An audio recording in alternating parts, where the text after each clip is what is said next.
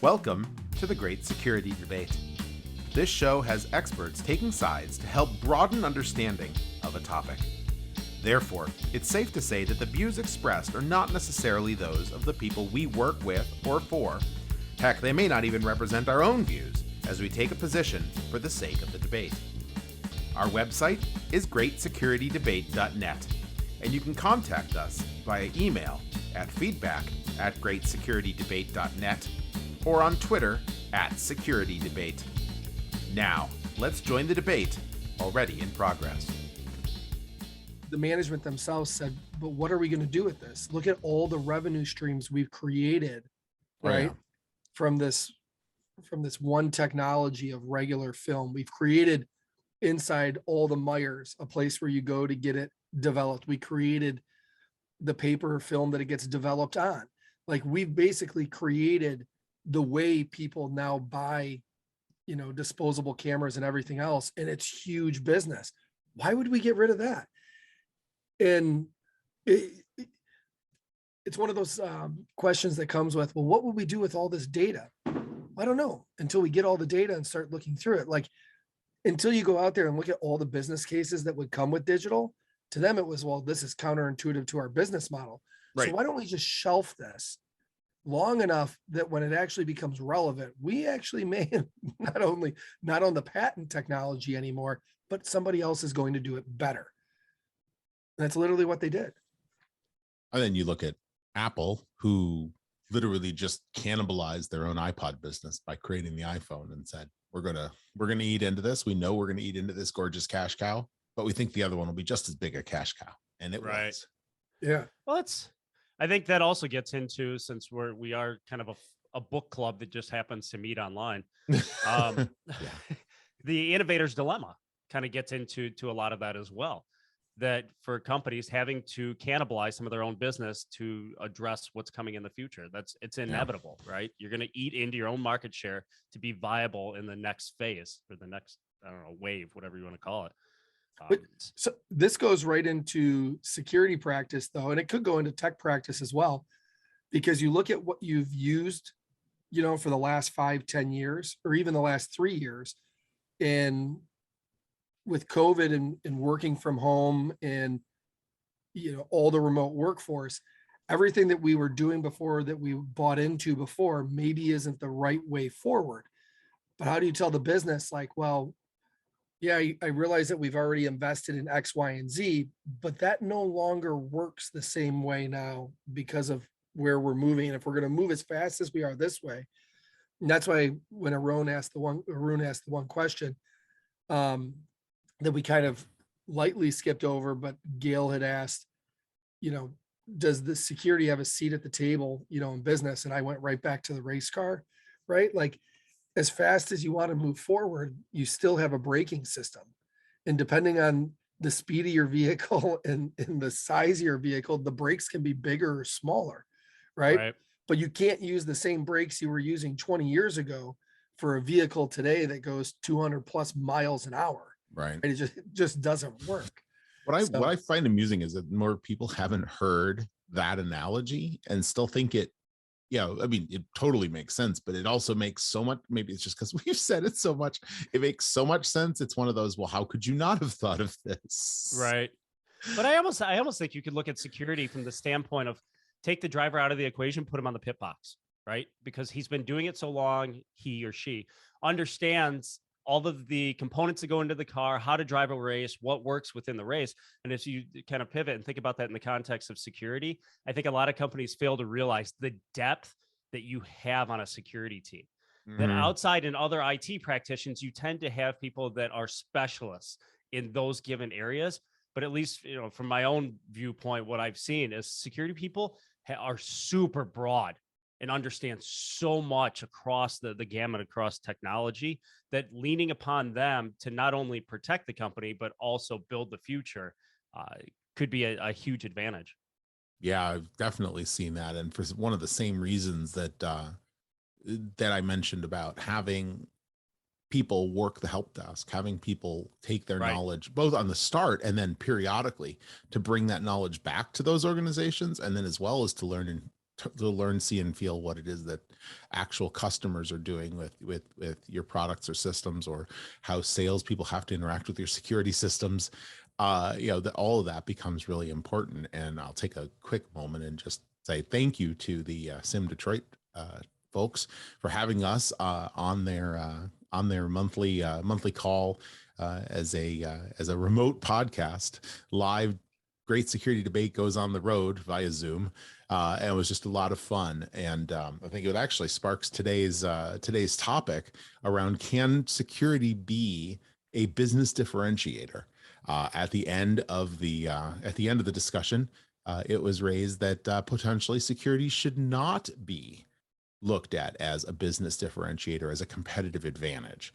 I have some pretty in that. I said, stay tuned, because I think this is definitely a debate I want to have. And we decided we wanted to do that today. So let's get at it. So I guess I'll start with the fact that, security is one of those things that for a long time, it was back office. It was completely back office. It was sit back there, sit in the dark room, drink lots of Mountain Dew, and do whatever it is you do, and don't cost us too much money. Over the years, as security has become more and more of a public-facing thing, as you're seeing more and more attacks, as you're seeing now, just this week, the SEC have put out some new proposed rulemaking that will increase the amount of will decrease the amount of time you have to report a breach. 4 days, I believe is the current proposal, that you have to get to make a formal announcement of what it is that's happened, as well as some declarations about your security posture, your board's security awareness and understanding, meaning, do you have somebody that understands security on your board, reporting to your board, and more. So now this is part of business, and therefore people are making buying decisions, whether it should be or shouldn't be. You get an RFP in for a product. Let's say you're selling some widget or some piece of software. You get an RFP in, and there's a ton of questions related to your security posture. So I think whether you like it or not, security is part of what you're selling. The question is, should you lean into it?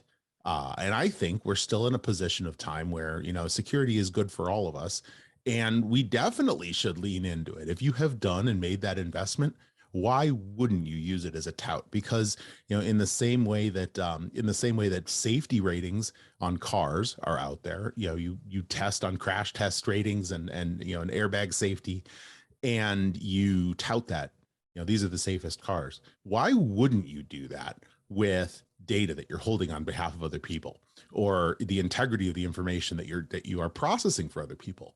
I can't see a reason why you wouldn't go down that road very loudly, in a way that Apple have, in a way that many others have, to try and make sure that the market understands that the additional value that comes by buying your thing. Right. Yeah, I'm right there with you. I think there's two components of that, right? There's an inflection point where, as the tide rises, it raises all boats, right? You think about it, at some point, if everybody's got it, it's no longer marketable. It's just, it is, right? And I think the struggle. So the second point of that is to try to quantify what's the value of marketing security. So for instance, if we look at automotive, the push to, if you're an early adopter of either TISAX or TSAX, or if you look at what's coming out with the ISO standards around building security into the product development lifecycle and all of that, it's shadow pricing, right? It's a tough metric to try to quantify what is the actual return on investment for those efforts. Unless, if you're recognizing that you have to be there at some point, then it's kind of it's a sunk cost, right? You're going down that journey anyways. You might as well try to pull it forward and use it in market differentiator. But I think that becomes the struggle. And that's, for me at least, that ties back to our typical struggle within security and metrics and KPIs anyways, that a lot of what we do is hard to quantify. And I think to become a business differentiator, we're going to have to be better at quantifying the efforts that we're putting into the security program. I'm going to agree with both of you. but I'm also going to say It's that not a very good debate if we all agree with each other, Brian. no. So, No. so I agree with you guys, but from the business side, and I'm going to turn to manufacturing, and I know again people are going to laugh, but I'm specifically shocked. automotive, because get ready, right? Get ready, because your business now is really going to have their hands in stuff, asking questions. If you see what's come down the line from General Motors, from Volvo,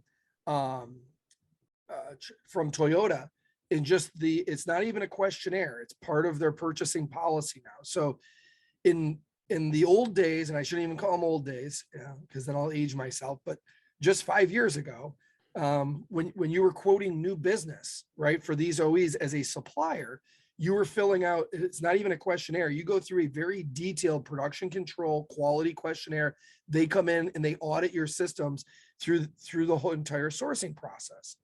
Now these same companies are saying that if we have contracts with you for parts that we're buying that are going to be for more than a year and a half left of contract, then you have to now start abiding by these new rules, right? And it's all these cybersecurity controls. And what I'm going to turn to is the fact that when we would answer these things, we would come back with all the yes or no's and the details and sit in front of the business, right? As a salesperson, I'd sit in front of my executives and say, I think this is going to be a problem. Production control said no to this, but here's the reason. I mean, in no short 2 hours did we have the plant manager on the phone trying to explain to us why it is he said no to that. And then he would jump into a detailed, rundown of, but here's how we do it, right? Like, I have to say no to that, but we're really doing it. So then we have to take all that detail back and give it to the customer. The same thing's going to happen on security. And I don't think security teams are going to be ready for it in these tier 2, tier 3, tier 1 suppliers, where all of a sudden their business is saying, hey, I need 20 minutes of your time. We need you to jump on a phone call, right? Or a video here in the next 30 minutes. It's like, why? Why is the sales team calling us? Why is the vice president of sales all of a sudden all over us? And there's going to be this little bit of friction at first of why are they questioning what we're doing? But it's not that. They're worried when they turn this thing in that the customer is going to come back and say, I'm sorry, you don't meet the requirements we have until you do. So you're trying to get answers. And that's going to be the first step, right? Is understanding that. And then the business is going to start to understand, when I say business, when you're going after new business, these people that are working on those projects are really going to start to understand security more. Just like I learned to understand quality and production control more because of the number of times I was questioned on it, right? Or like when you did a PFEMA, right? And you knew somebody was just reproducing the old one from 4 years ago and re-putting it on the new one, but yet there's new processes and you're calling them out like, hey, we're going to get in trouble. Like all you did was recopy the old one onto the new, right? Like Yeah. Nothing's changed in 5 years, right? So where I'm going with this is, and the reason I'm stating this out loud is, this isn't just because the automotive companies are demanding it from the OE down. Now you saw, and Eric, you called it out, manufacturing in automotive is going to be considered critical infrastructure. That applies to the OEs. That's why they're going to push these requirements down, because now for them to be shut down, it's not because they got hit, right? Now you have the supply chain issues. You saw it with Bridgestone just recently, right? And they have to go back to everything's paper orders going in and out. You saw it with the supplier in Japan that shut down all of Toyota. These are bigger issues. And if you're critical infrastructure and you got to meet these requirements, you are going to pass those requirements down the chain. So let me take the opposite side to this. This is going to be interesting. So thinking about this, and I draw a parallel from the banking industry, right? I'm going to pick on Wells Fargo. That if we look at Wells Fargo and look at the scandal that they had about cross-selling, I think it becomes a warning to us on making security part of the selling process, that we generate a metric that we're using to therefore differentiate ourselves to the market. But if we're so focused on the metric itself, it may put us as security practitioners in a point where everything is so focused on meeting that metric, on meeting that selling point, that we start to cut corners. That we want to make that look good, because if we don't make it look good, then we're not going to sell the part. And if we don't sell the part, then we're not viable as a company anymore. So I think we have to be careful attaching security to the sales cycle. I think it puts us in a position that we're going to start meeting metrics for the wrong reason and make bad decisions. And that's why I think metrics need to stay the heck out of it. I mean, it's an unpopular opinion. If you can't measure it, you aren't doing it. But You can't manage it. But I think in the end game, metrics drive the wrong behaviors. I think doing the things that are asked, doing the things that are baseline standards or that you have said you are going to do, take it from metrics and turn it to transparency. This is what we do. This is what we don't do. We take customer requests that say we want to see more of these things in our products, and then you bring them into your development cycle. You start to backlog them, and then you start to slot them to happen, and then they become part of what you put out the other end. It is not, and I'm taking this is completely not automotive. This is not manufacturing, because there's a whole, love you all, but there's a whole world out there that never has to do anything manufacturing or quality, that kind of physical quality related. There's other verticals out there. Yeah, I know. Shocking. I just saw a documentary. That's how I know. but in these other parts, there's this whole set of truly customer driven demand where you get a customer driven, and the cycle is so much smaller, so much shorter, that you can bring these things in and you say, look, we need to add multi-factor authentication to something. It's starting to be driven by these industries. Okay, we bring it in, we slot it, we say, here's the demand, here's the, this is the same in any business industry. We think we have a 10x sales upcycle on this. If we do this now, there's value in putting it in and doing it well. The metric there is the ROI, the return on the investment, to make that piece. So why, I guess there's, if you have established, as a security leader, if you have established a good transparency culture and one in which people are open, same, now this comes back to, being able and willing to pull the cord. Then people will know and do and say, hey, we've got a problem. But at the same time, you've also created a piece where people want to put these features in along with, hey, new whistle and bell that goes into the product itself, because they know there's revenue opportunities, because they know it's actually customer demand. I think short-circuiting it because of a potential behavior leads toward more of a cultural question, like how do I establish a culture, rather than not focusing on it as a as a benefit, because I think it benefits everybody, and you get it out into the market. Now it's competition. Now you have a feature and your competitors don't. They are inclined then to raise their security in order to match, and you now have brought your whole industry, your whole competitive landscape up in security as a result of it. But the whole over time, the whole thing is predicated on assumption that who you're selling to. So it doesn't matter if you're selling to a consumer, to a business, within manufacturing. It's all predicated on the maturity of the company on the other side, that there's a tie between procurement and security. If that isn't there, then we're speaking Greek. I can hand over all of the frameworks in the world. I can walk them through the program and stuff like that. I mean, I'm not trying to take a shot at procurement departments, but procurement departments are used to talking about financials and looking at, okay, what's the risk to the supply chain? Am I not going to be able to get parts onto the shop floor and those things? It's a whole new vernacular for them to start thinking in the terms of security. And by the way, our whole space is changing by the minute. So I don't see them, I can't put on them the expectation for them to stay up on our arena, to have the wherewithal to be able to understand what is the impact, how good is somebody's security program. And let's be honest, I mean, this also goes back to the heart of my fundamental belief that the majority of our security frameworks are broken. That I could make my program look as good as I want to make it look. And so they gave me a piece of paper and said they had all of these controls in place. It must be good. They must have a good security program. Full disclaimer, the real Eric Willie would never do that. That is true. That is true. But it's almost like writing an application, right? The UX looks great, but it's spaghetti underneath, right? So and they take in $100 million in investment because it looks good. And I think it becomes really convoluted too when you go back to the metric side of it, because certain industries, and manufacturing being one of them, is very metrics driven, right? They can tell you how many parts are going to come off the line every hour, every day, what the return on investment is going to be, because they spent 2 years, before they even kicked it off, trying to define how much they were even going to invest into this assembly line. And Eric, you made a great point too, because the purchasing teams, well, if they're going to be required, and this is going to the direct purchasing side, to go to a supplier to try to understand what they have, right? Based off of a check sheet or a list that's been put together. For them, they're never really going to fathom the difference between supplier A, B, C, or D, right? And what I'm saying is from the companies they're purchasing these parts from.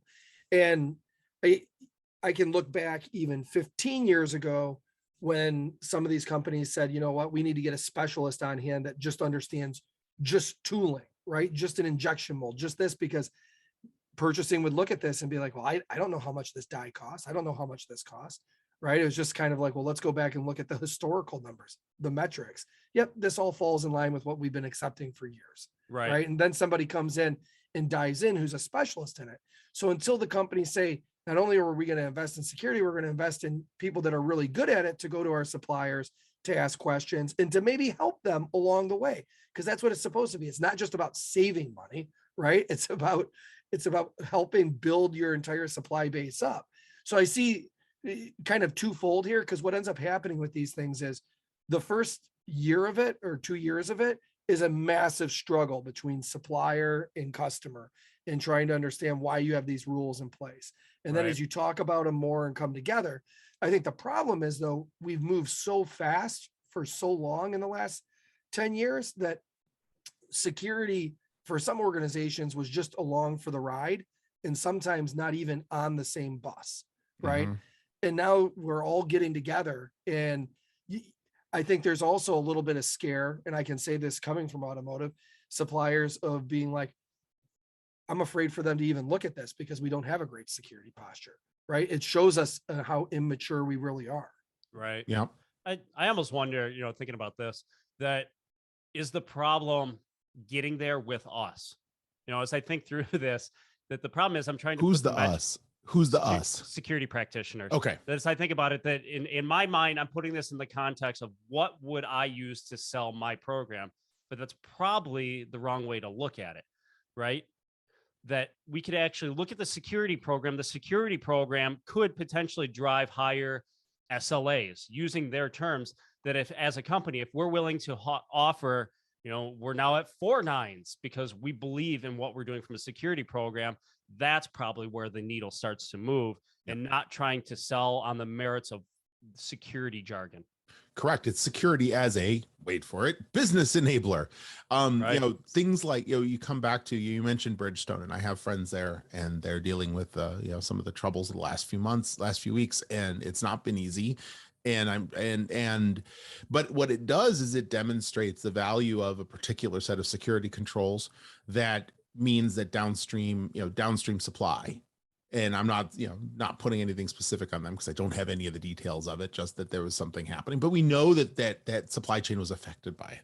So now it's no longer about, do you have antivirus and do you have a good incident response program? It's now affecting my ability to get your tires to make my cars.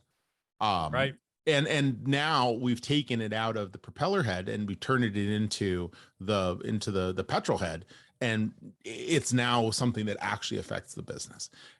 This is something we do when preparing for boards of directors meetings, is they ask that so what on the end of any metric. Okay, we can do, this, and this. We're going to patch 65,000 vulnerabilities, and we close down, we stop 2.4 million attacks. Okay, so what? So what in terms of the business? And if you can't answer so what, it's just a metric. It's not any kind of an indicator. And you need to be able to make that last translation of so what, so that the people, and in that case, it's the board of directors, but in other cases, it's customers. It's the people buying your stuff. So what? What does this mean? Can you sell more things? Can you sell less things? You're going to have a greater risk, a 25% risk that this will happen, which means you won't. So what? You won't be able to sell your cars because we can't get you the chip. Right. We can't get you the tire. Go ahead, Brian. No, go. I was going to say, like, you ended with something, Eric, where you were talking about SLAs, and you said, what if I had 3 nines, Dan? And then you pivoted right over to explaining, from a supply chain, right? So, something that's very relevant right now. And I know I always go back to PFEMA, DFEMA, but what if there was an SFEMA, right? Because when you mentioned the nines, Eric, it's not necessarily a metric, right? Because when you look at a security, if we called it security failure mode and effect analysis, and just said, these are the controls I have in place, and this one area is critical, right? But what I've done, I would say puts me at an 8, and this one puts me at a 9, and this one puts me at an 8, and these next 3 put me at 9s, right? And my overall score tells me, yeah, these guys have a very good understanding of their security failure mode and effect analysis, right? And you turn that in, and the customers agree to that, because same thing with the PFEMA and DFEMA. It's why you do it. The OE looks at that and says, yeah, I accept that your control plan for your assembly line is effective, right? And although some of these scores, right, look a little risky, it's basically looking at your risk posture for your assembly. This would be the same thing and saying, you know, can we look at this and say, security wise, like, wait, Mr. Customer doesn't agree with these 2 areas, and then you discuss them, right? Because that's how that works. You sit down and have a discussion about it and say, well, here's what we've done and here's why we did it. Because every company is going to be different from an assembly line, just like every company is going to be different from a security side. Right. But the PFEMA and DFEMA are about closed systems in which you have the ability to inspect, you have the ability to approve and reject all the way along the way. In the security world, you don't. I mean, you just don't have the ability to open up every packet and make a conscious time-based decision whether or not it can come through or not. You also have humans in the mix. We just need bigger computers then, and we could do it. Oh, Isn't 5G the answer, Dan? Oh dear God! Buzzword. Hold on. I got a drink. Straight out of my head. So Dan, I moved to the cloud. I do 5G, and I bought shiny objects. Like, no, I'm kidding. But you're ready for 2022. I understand what you're saying, though. That at the end of the day, it's not a single production line. Like, you can't look at it as that, because it encompasses the entire business. Right. But I was trying to come up with. But I think you're on the right. I mean, you're paralleling the idea of of internal quantified risk assessment, looking at things like FAIR. We've been able to do that kind of quantified risk assessment, including, you know, probability, including impact, for quite some time. And I think the space, the security space, is taking on a lot more of that FAIR mindset. FAIR being a methodology that's been used. I think it originated in the insurance industry around risk, but it is it's one of the more commonly used flips from qualitative risk analysis to quantitative risk analysis, in which you can start to put, dare I say, metrics around your risk. Right. And I think it is a good way to go. And then but then the inevitable question is, then do I turn that around and say, I have a FAIR rating of this, and therefore you should buy my product?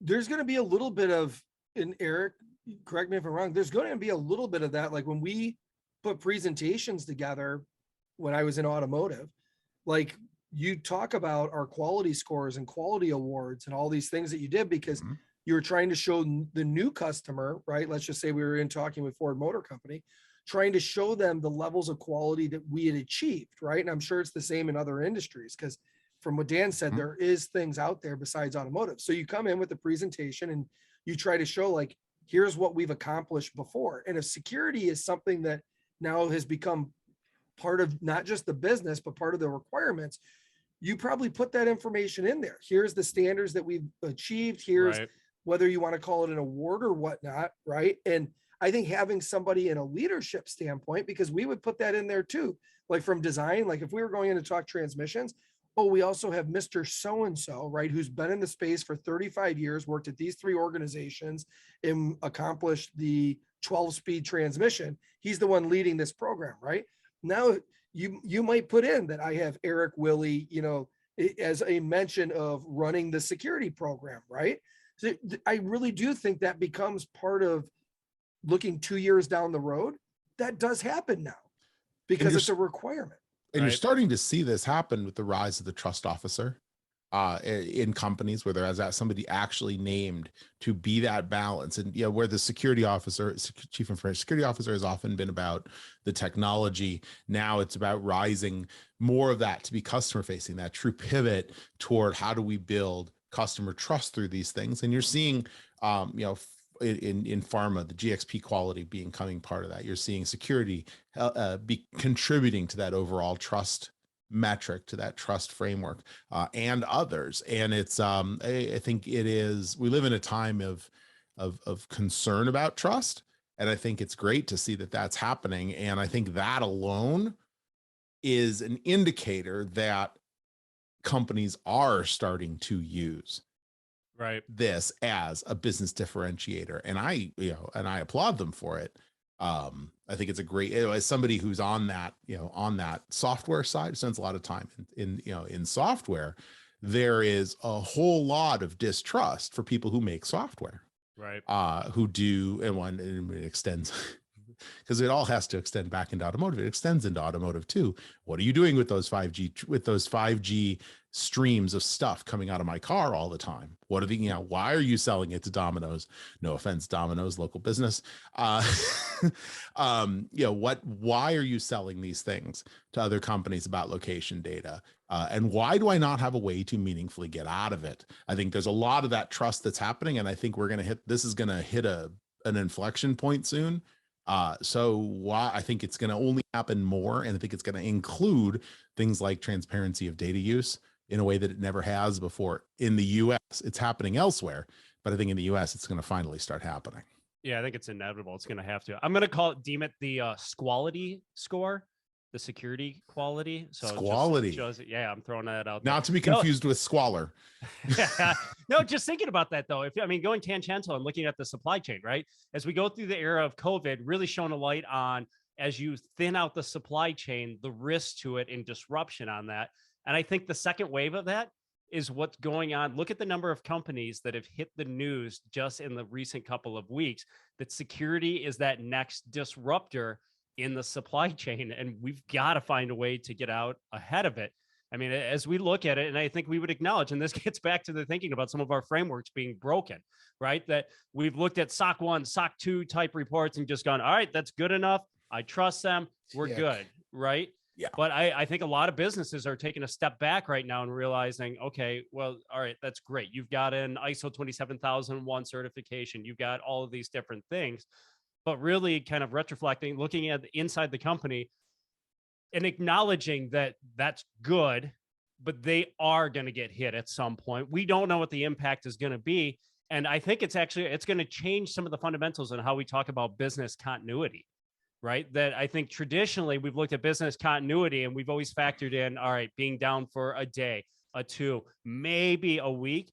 But with some of these attacks, I think we're going to have to start looking at a longer time horizon, right? That it could be multiple weeks, it could be months, and that could wreak havoc on the supply chain. So I'm right there with you guys. I think the procurement, security, supply chain, all of that's got to start to come together to start looking at those aspects. I think there is an opportunity that it becomes on the near term that security is a differentiator. Look at Saudi Aramco. They were not back on a network for 5 months. Yeah. And look what happened. They had to purchase 50,000 computers. They had people traveling over to Asia saying, can we get to the front of the line? Yes, we can, but you're going to pay 10x. Okay, we need to buy everything we can hardware wise. And it caused the price of laptops, desktops, and servers to jump and stay super high for 6 months following that, just so they could get everything back online. So if you look at it from a historical standpoint, and they had the power though to give away free oil, meaning as they were trying to figure out how to going back to paper, right? Same thing that Bridgestone's doing right now, went back to paper, understanding everything that's going in and out to keep production going. They had trucks lined up for days trying to get to the oil. And finally, the government said, we're just going to have to start giving it away for free because we can't keep track of it. And we're creating a global condition right now that is not good. I don't think other automotive suppliers have the ability to say, I'm going to give away my parts for free right now just because I can't keep track of it. And I want to keep, Mr. Toyota going and Mr. GM going.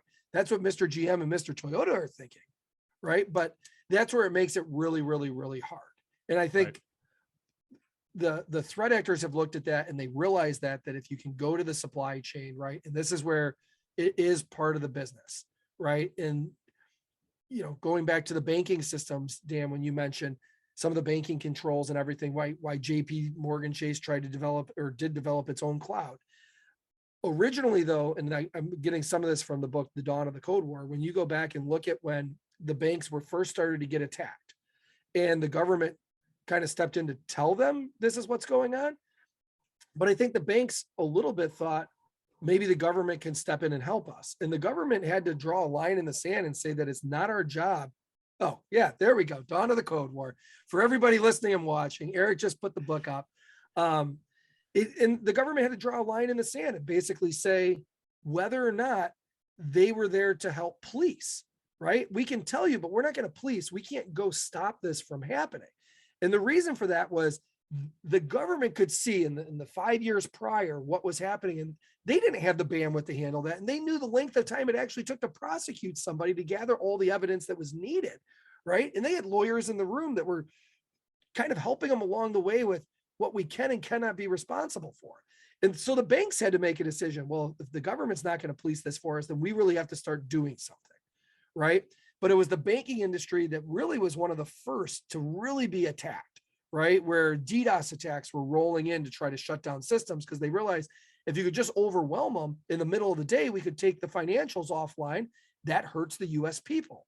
And now what they're finding is what hurts the US people or any country is if you can really go after a supply chain attack and hurt their biggest, enterprises and these companies that really are pivotal to the economy, then we can cripple these guys overnight. It sends shockwaves through the system. I'm a firm believer, and this is one of the conversations I had with some of our key suppliers last year.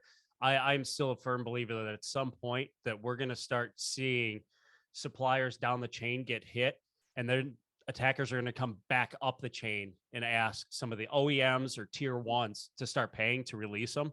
I think it's just an amount of time. Or maybe not. Thank you for giving the idea. We really they do appreciate your innovation on their behalf. We've all got to make predictions, right? I don't disagree at all. Yeah, it's like every year we keep talking about, oh, this year it's going to be the year of the OT attacks. Well, okay, it still hasn't happened, but next year is going to be the year of the OT attacks. But Eric, you're right, because it comes down to who's their customer, right? Like if you hack Colonial Pipeline says even though we were back online, we're not going to ship oil because we can't keep track of what's going in and out, and the American people can pay more for it. Right.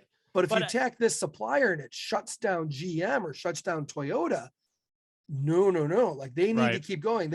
That supplier only has 5 customers, right? And those 5 customers aren't going to stay down. I mean, if you think about it, yes, could I be planning an idea? Sure, but probably not. I mean, let's look at the Conti leaks, right? Let's look at that. I mean, they're pulling D&B reports on companies. Their research that they're doing on the organizations they're going after, they've already played these scenarios out. We're just catching up to them. This is what they live and breathe. They do every day. And let's be honest, that's not what we're doing every day, because we've got reporting, we've got people leading, we've got all of these different aspects. I mean, I always love the image. Like somebody created a meme one time, and I forget the company who did it, but it's a sheet of paper, what the attacker has to do and what we have to do. Yeah. And they have to attack. And we've got all of these different components, not to say we shouldn't be doing those things. But there's a lot more to what we do as security practitioners than just defending and thinking up what comes next. It's so true. And since you mentioned that about, about the people going upstream, and I'm going to switch a little bit, and I'm going to take the negative side on this debate. I'm going to go on the against side for just a second, because I think one of the big criticisms, we need a little sound clip when we make that change. Wah, wah. Oh no, that's sad trombone. The idea that this industry, the security world, has long been built on collaboration, on cross collaboration. I worked in industries where there was fierce competition at a business level, but behind the scenes, we as security practitioners were always in touch with each other. We were always staying on top of what was happening in our field, and we were sharing valuable, non-competitive insights with each other because it was the right thing to do. And I think there is this fear that when security becomes a competitive advantage more and more, that collaboration will go away, and that we have, what's that? Yeah, I'm going to hold my cards close to my chest. Yeah, exactly. Because now it's about revenue. And I mean, I think there's something to that, but I also think that there is There's a difference between threat and attack information and building good features into the things you do and building good process. And everybody wins with good process. And I also think you need to go in realizing that any advantage you have is time limited. You're not going to be the leader in security forever in your field, because others will catch up. They'll have to catch up. You're forcing them to catch up. So I think this level of collaboration is critical. I mean, I was part of it in my earliest days, working in and talking with some of the best security teams around the world and sharing information with them and getting it back. And I wouldn't be where I am today without that kind of collaboration. So I do get it. But at the same time, a company's commitment to implementing components in security shouldn't necessarily be I didn't stay on the negative very long, did I? I just went right back. Well, I was actually going to counter it and beat Brian to an automotive reference, but you think about it, that you can still share at a macro level. I don't think that changes. Look at manufacturing, right? Look at what we do. We, take an axle. Anybody can buy a car, take it apart, and see the end result of a manufacturing process.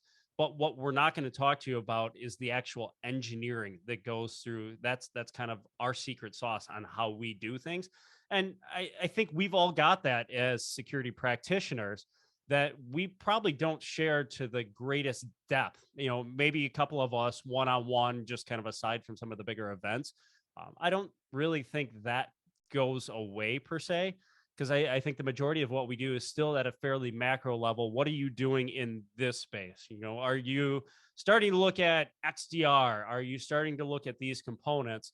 And that's not getting down into the actual process that makes the tools effective. And if you'd like more information on that, see the episode that I'll link, in which we talk about the fact that tools alone do not solve a problem, but in fact are mandatory to have good people in process underneath it, or you'll just have yourself a shiny piece of software that spins and you don't know what it does.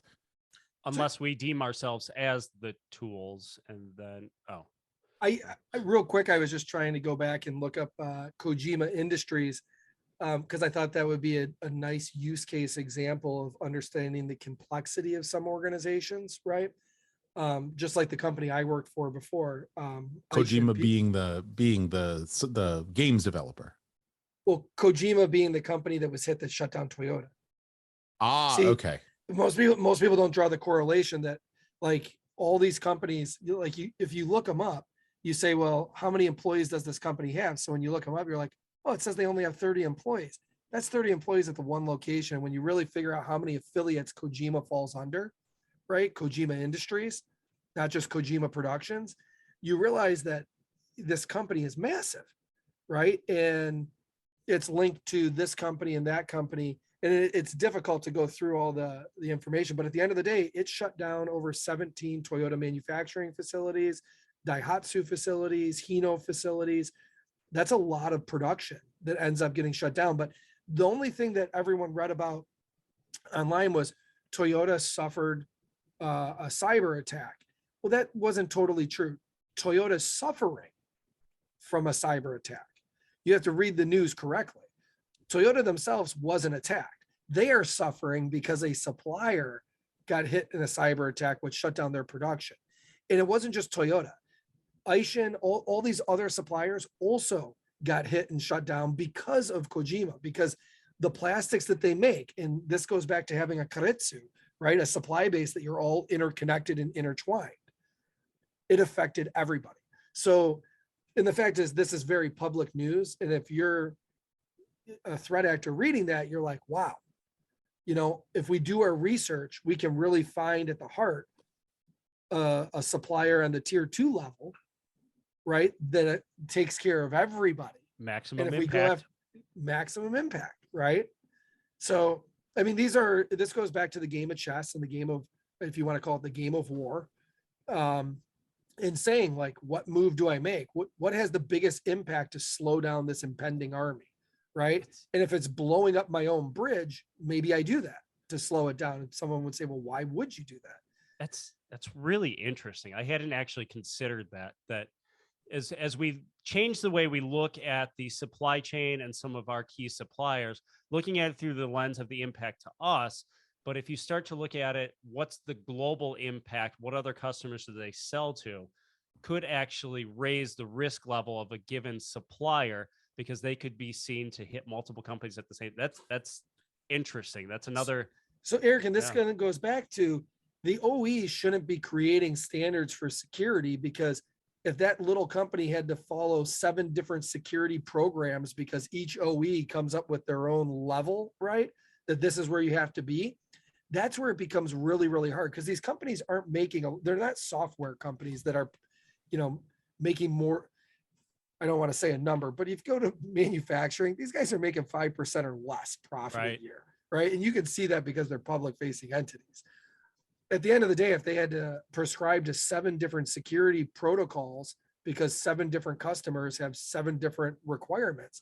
And that's where the idea of, Dan, when I put out the SFMEA, right? A PFMEA, DFMEA, or if we have a Squality, right? Your Squality forms, Eric, if the suppliers, if the OEs can come together from like an auto ISAC standpoint, but that's more in tune to the automotive vehicle, but understanding how that affects your supply chain is also very important, because this still is about business, right? And having a seat at the table for that, right? And Eric, you said rising tides rise all ships. Well, hopefully, but if the cost to rise with that tide is heavy for some of these other companies, that's where the support, and I'm just kind of rambling along now.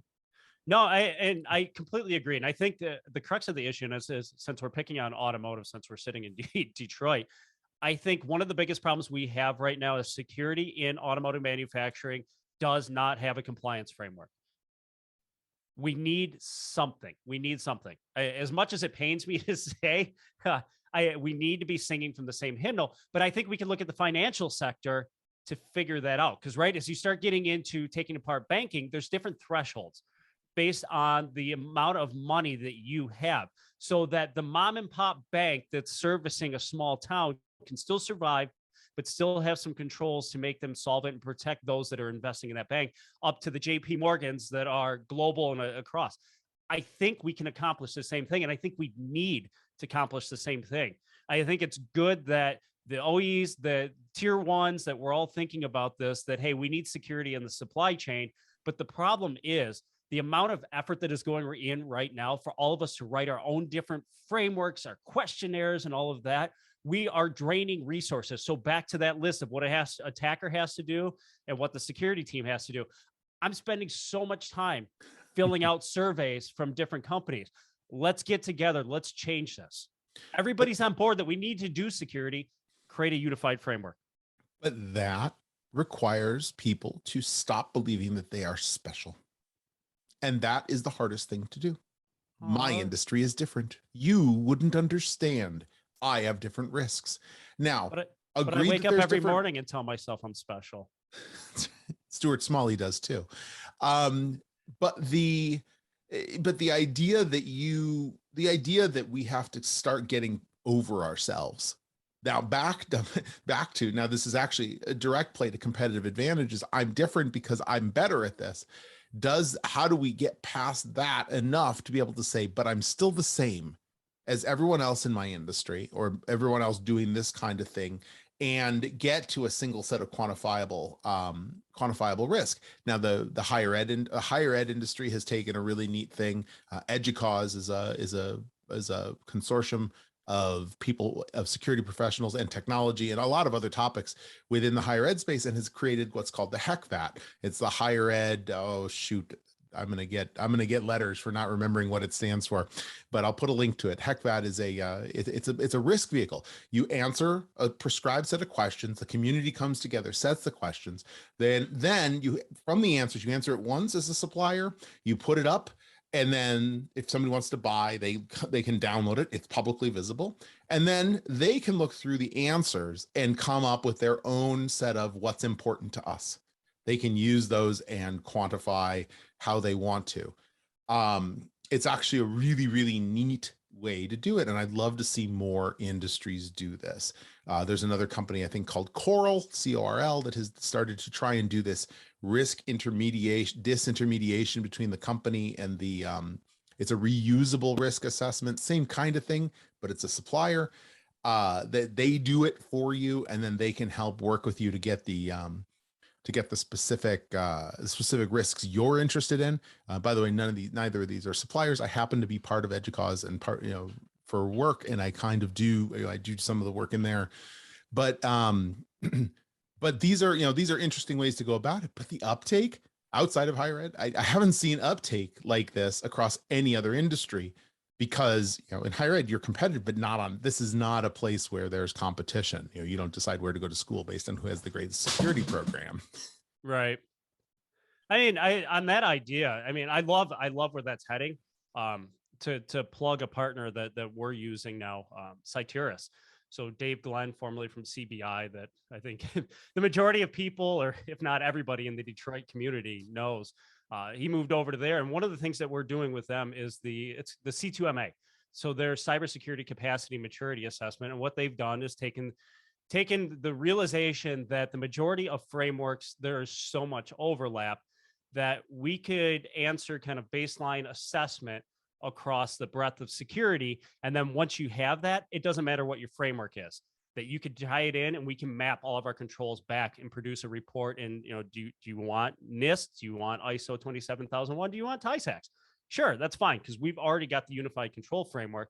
And I'm right there with you, Dan. I think that's the right approach, that if we could create kind of some type of governing body or somewhere where those controls, then different organizations that want to see it mapped a different way can just plug into it and pull down the controls that are relevant to what they care about. But now flip back, the other side is now I spend time. So these are starting to happen in some places, poorly in many, where you've got these BitSite and Security Scorecard and other people doing this. And I have to spend more time managing those to say, first of all, nobody signs up to the same one. There's now huge competition amongst those. Right. And more popping up all the time. And then I have to spend time managing each of those. And then I get a note out of the blue from somebody else saying, fill out our questionnaire in this third thing.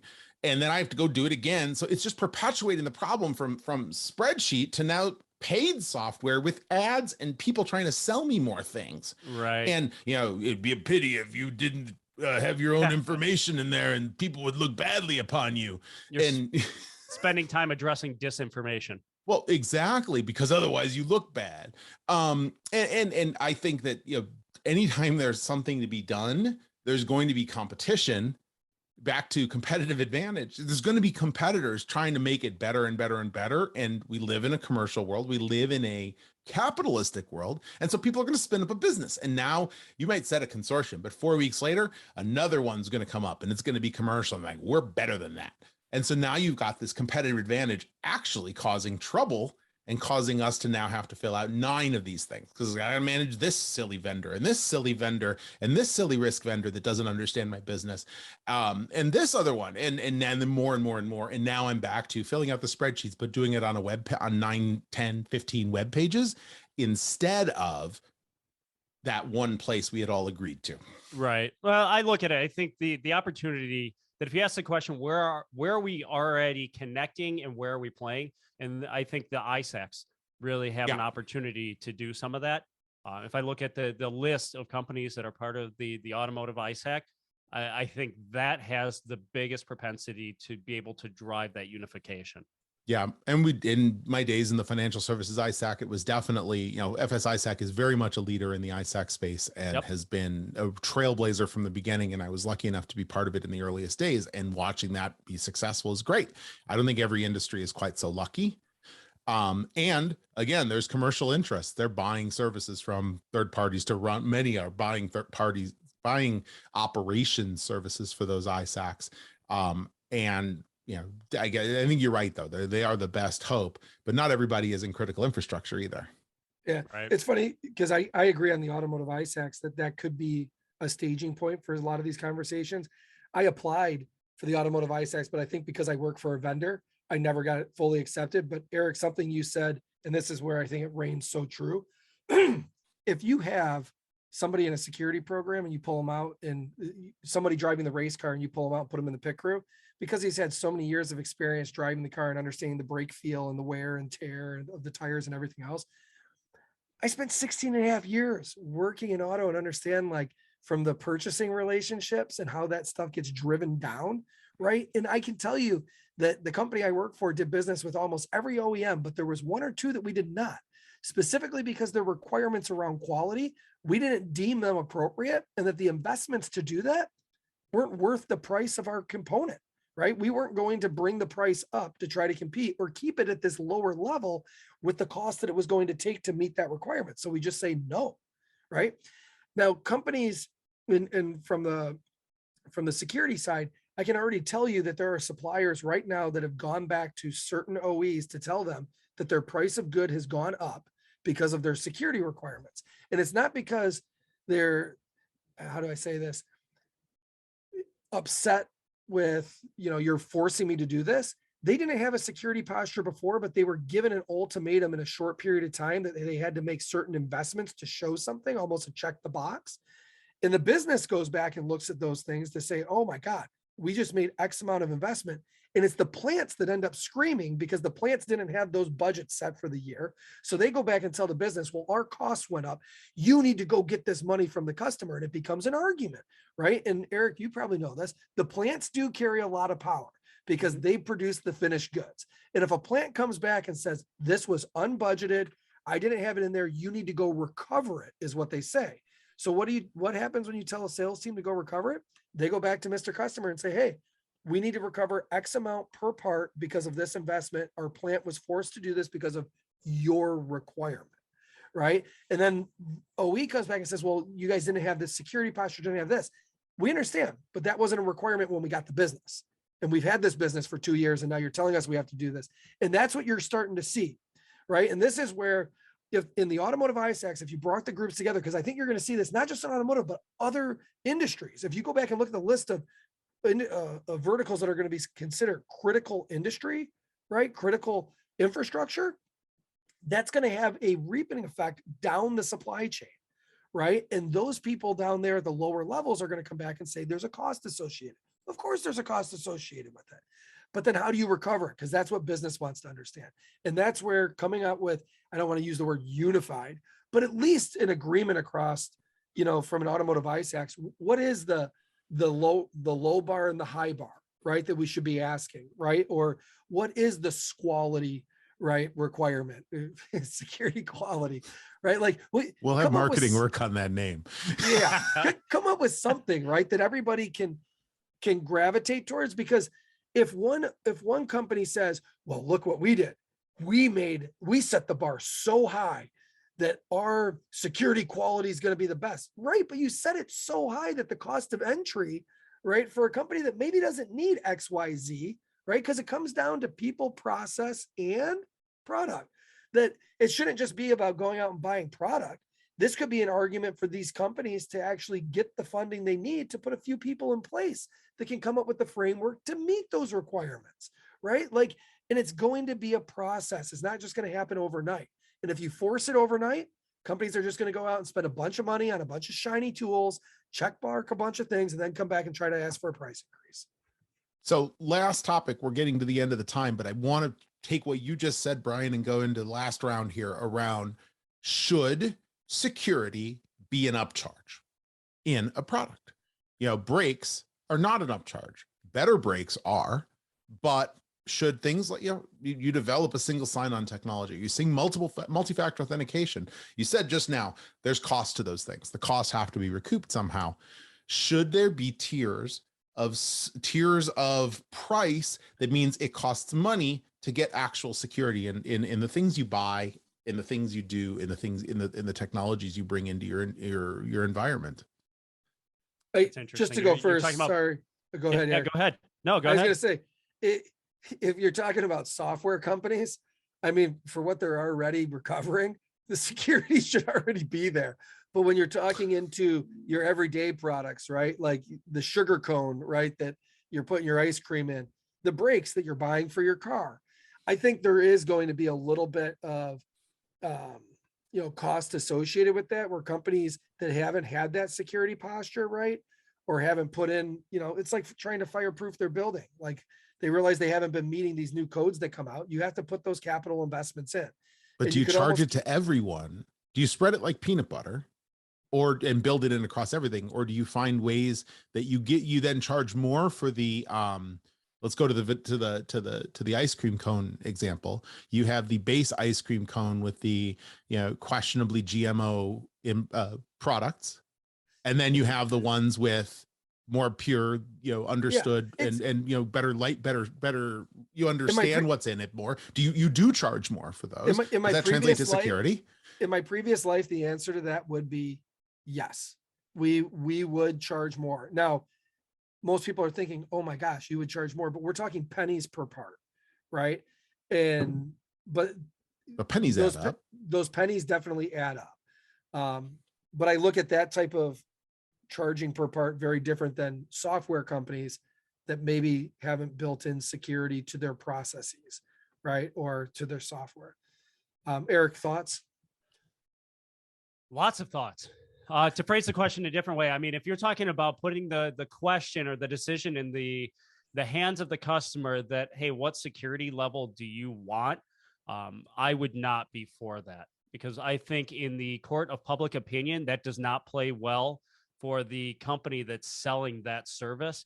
That the headline is now you're putting your reputation on the line based on a decision, a cost decision for the end customer. And at the end of the day, you are going to be the headline as the company. And when you try to spend it, yeah, but our customer chose that they only wanted the basic security package. That's not going to matter.